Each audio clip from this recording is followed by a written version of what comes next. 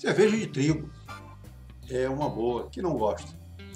Uma cerveja refrescante, gostosa, com um aroma de pão, de fermento. Além disso, vem também os ésteres frutados, remetendo à banana, e os fenólicos, levando a cravo. Então, uma cerveja muito agradável, leve, boa de tomar. E nós fizemos uma recentemente. Hoje nós vamos conferir então como que ficou essa nossa Weissbier.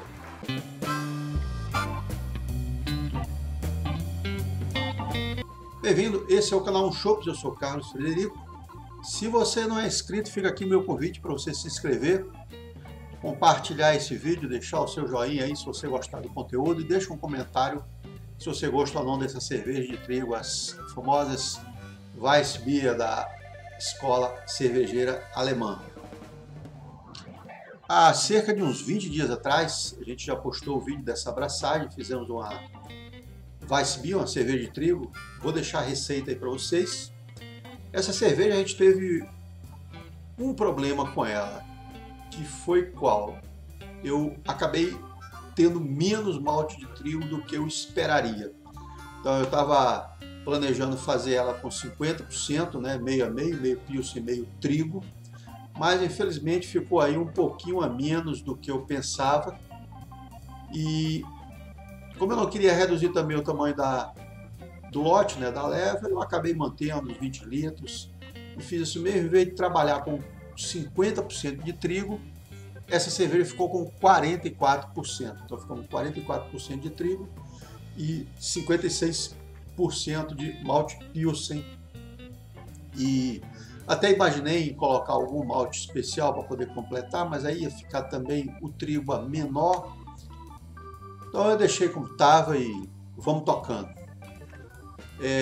Além disso, foi uma cerveja que eu fiz com um fermento meu específico para a cerveja de trigo da alemã, o Munich Classic, que já estava vencido.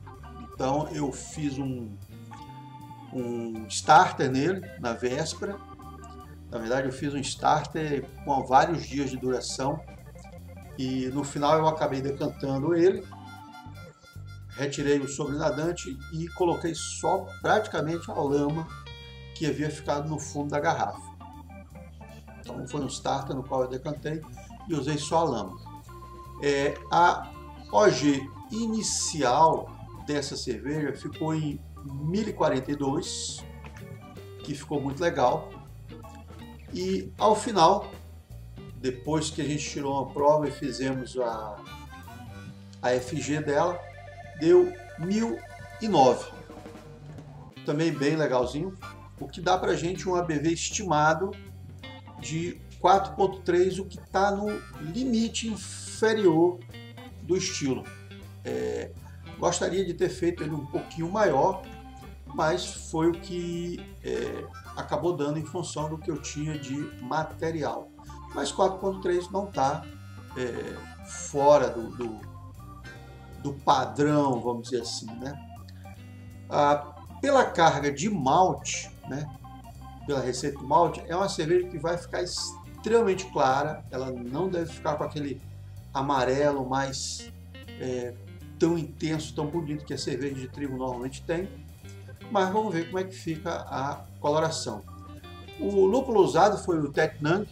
Eu também tentei fazer para ela não ficar tão agressiva no lúpulo. A cerveja de trigo, normalmente o lúpulo não se sobressai com essa intensidade toda. Então eu fiz uma única adição de fervura a 60 minutos, almejando aí 12 IBUs nessa cerveja. Então é uma cerveja com 4.3 de álcool, 12 IBUs.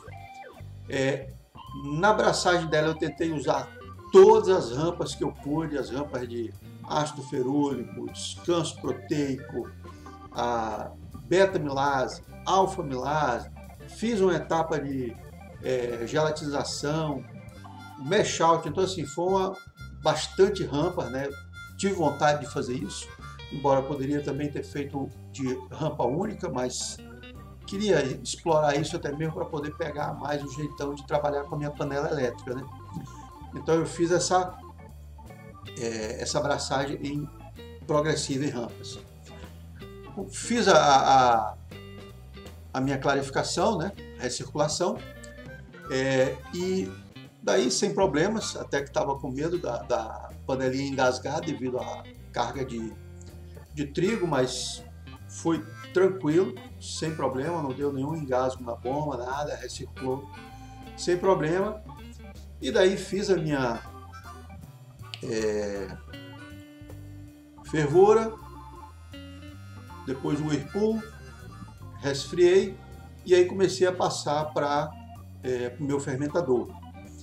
Nessa hora eu já comecei a ter um probleminha, como aqui tem uma água muito quente, eu não estava conseguindo baixar a temperatura dos 32, 33 graus. Então a água realmente, o mosto ainda estava muito quente quando eu passei para o fermentador. Além disso, a cerveja ela gerou, como é esperado, né, um pó fino, muito forte, e também um aglomerado proteico. Esse pó fino, junto com o aglomerado proteico, ele começou a me atrapalhar a bazuca no final da transferência. Então, quando chegou já dos últimos 2, 3 litros de mosto que eu ia passar para o fermentador, aí começou a realmente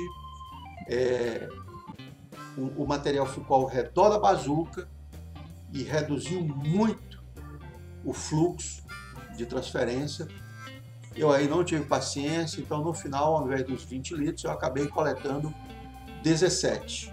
Então, ao invés dos 2 litros que eu normalmente perderia, já seria esperado de perder, né? Eu acabei perdendo 3. Então, perdi 1 litro a mais na transferência para o fermentador. Mas tudo bem. Bom, e aí o meu fermentador estava ali nos 32, 31 graus e eu não quis deixar fazer um no-till virar à noite para chegar na minha temperatura de fermentação inicial, que seriam 16 graus. Então eu estava programando de iniciar essa fermentação em 16 graus. Não fiz isso. Então o que eu fiz? Peguei meu fermentador, coloquei dentro da geladeira, aerei, descarreguei o fermento dentro, inoculei. Sim, realmente era para inocular 16, inoculei a 32. Então você tem aí 6 graus de diferença, né?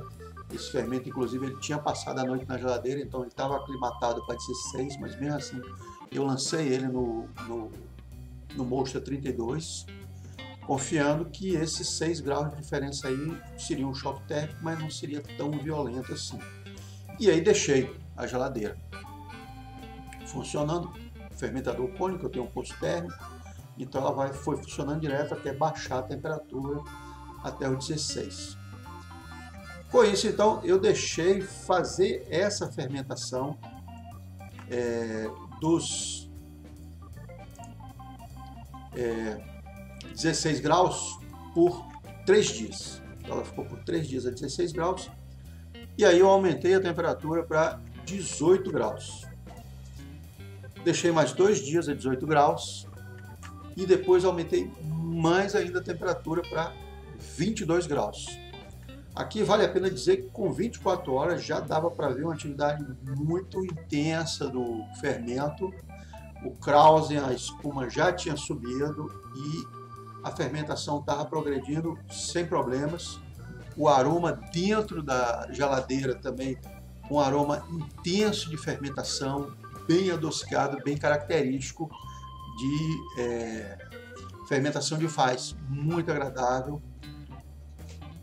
Terminado então essa semana de fermentação, eu aí reduzi a temperatura para 10 graus e deixei mais uma semana assentar o fermento. Claro, não todo, porque nem vai limpar, né? A Weiss não limpa 100%, então deixei a maior parte do fermento que pôde nessa semana assentar.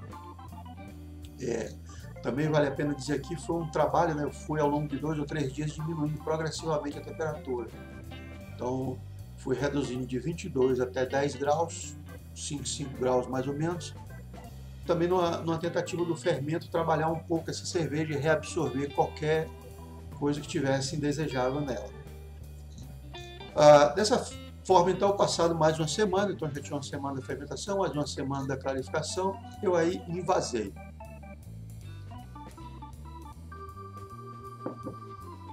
Envasei em garrafas, a maior parte, e envasei um pedaço, 4 litros, no meu iKeg.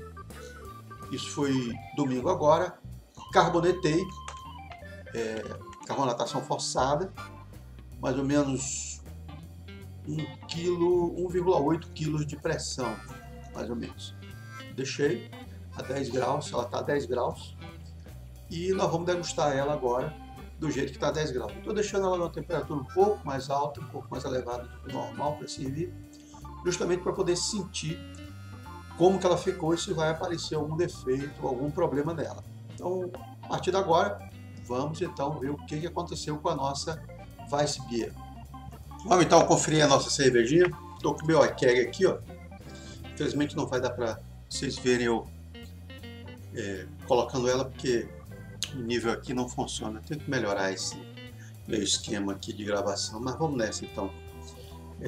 Vou transferir ela aqui para esse copinho. E vamos vendo aqui como que sai a cervejinha, ó. Bom, eu já posso de cara falar para vocês que a coloração dela até que ficou melhor do que eu esperava. Ela ficou com um amarelinho palha bem bonitinho. Não ficou tão clara quanto eu achei que ia ficar, mas ficou bem interessante.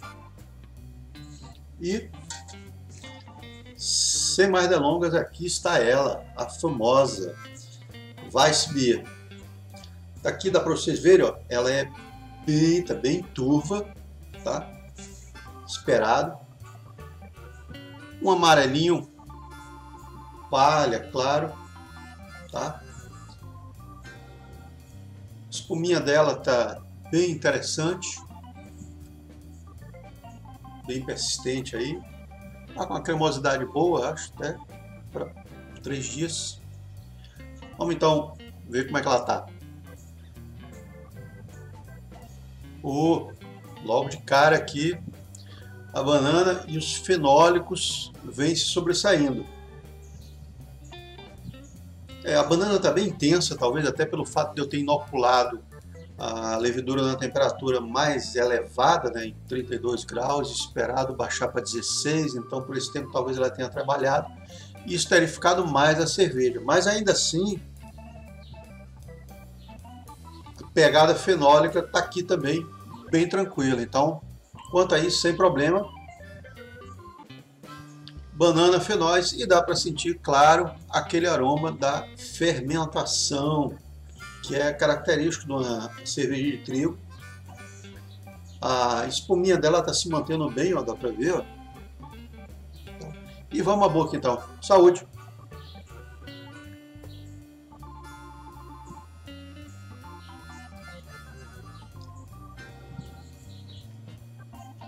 Super tranquila, leve, refrescante, adocicada. Não aparece o lúpulo, 12 BUs não dá para ver. A banana e o cravo ficam presentes. Estou sentindo um pouco residual adstringente no fundo da boca. Depois que eu engulo, ele vem um pouquinho pegando. Talvez pelo fato de eu ter feito talvez uma moagem muito fina e acabou pegando alguma coisa dos taninos da casca, talvez, e aí ficou um pouco desse residual, mas assim, não é também assim agressivamente agressivo, tá? Ao mesmo tempo, pelo problema de ter inoculado a levedura a 32 graus e baixado para 16 ao longo de, sei lá, uma noite, não sinto, por exemplo, nenhum gosto ou sensação de solvente que seria esperado de algo superiores, por exemplo. Nesse ponto ela está limpa, sem problemas. Também não sinto nenhum efeito de contaminação. Novamente, cravo, banana, pão, sem presença de lúpulo, amargor baixo, Uma cerveja adocicada, leve, refrescante, suave, um corpo médio para médio baixo, bem agradável. Fica aí a nossa Weiss, né? Dá para vocês verem que ela está fazendo uma renda aqui bonita, ó. Você vai bebendo, ela vai fazendo as voltas aqui no copo, bem simpático.